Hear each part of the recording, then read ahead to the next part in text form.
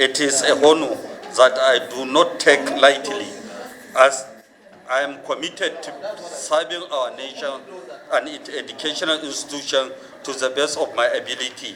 Our committee holds a crucial responsibility in shaping the future of our tertiary institution system and ensuring that the TED Fund operates effectively in supporting these institutions. As we convey at this first meeting, I want to emphasize the importance of our mission and the impact it can have on the life of countless individuals across our great nation. Our tertiary institutions are the cradle of knowledge and the launchpad of progress, where future leaders, innovators, and professionals are molded.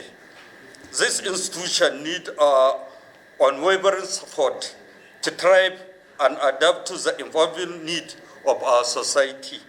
The TED Fund, with its mandate to provide intervention funds to this institution, play a pivotal role in advancing education, research, and infrastructural development. We must ensure that the funds operate efficiently, transparently, and effectively to maximize its positive impact. I call upon each of you to bring your expertise, passion, and commitment to this committee work. Let us transcend party lines and personal interests to focus on the greater goods. Let us engage in open, respectful, and constructive discussion that lead to well-informed decisions. In the coming days and months, will involve in the complex issues facing our tertiary institutions and TED funds. We will listen to experts, stakeholders, and the voice of the people we serve. We will work diligently to draft legislation, propose policies, and oversee the allocation of resources to address these challenges. I have no doubt that, therefore, we can make a lasting and positive impact on the future of our educational institution. Our collective effort can empower students, educators, and researchers. It can strengthen the foundation of our nation's development and prosperity. I thank you for entrusting me with this responsibility. I look forward to a productive and collaborative journey with each one of you. Let us commence our work with determination, unity, and a deep commitment to the betterment of our higher education system and the aspiration of our students. We know the agitations that have been going on, especially in the tertiary institutions. Of course, we all know today the Asian tigers pride themselves the level of development they have simply because they have invested heavily in education, and it's paying them off today. As members of this committee, we want to believe that we should do something positively to help the educational sector of this country to move forward. The issue of education in this country, the level has so deteriorated to a point that university graduates, as my colleague just observed, the level is so low now to the point that you begin to think that it's the high school, a very good high school of those days. Yes. And it's very, very sad. And not until you actually have what I would call a comparative study to study outside this country, you really will not appreciate the difference of what we're talking about. Drugs is another issue in our schools. And as we interact with the various universities and the administration of these universities, it's something we must not forget to also hone in, to bring to the fore, to their attention, the effect of hard drugs on our youths in our various universities. We have a lot of work cut out for us by way of moderating what is happening out there in these various universities, so that we can at least bring some difference and try to make it better for our children who now attend these universities. As you know, the issue of dollar has become so difficult now that those that have sent their children outside the country are bringing them back. And so we have a lot of work to do to make sure that we show up to help to make sure that these universities do exactly what they are all set up to do. And if we do that, we would have left a good legacy for our children and for our nation. Again, Mr. Chairman, we'll support you. We'll do everything we can to make sure that we succeed in this committee. Thank you. I want to give a specific example of Taiwan, a small country with nothing, but you are able to develop their educational sector to the extent that they have 98% literacy level and the best in technology in the world, having the 4th foreign reserve in the world, using their brain power.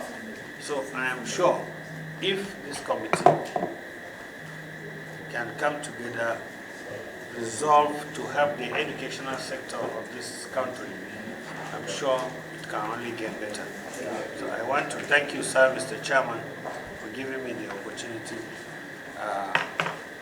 to add my voice to all the beautiful things you have said.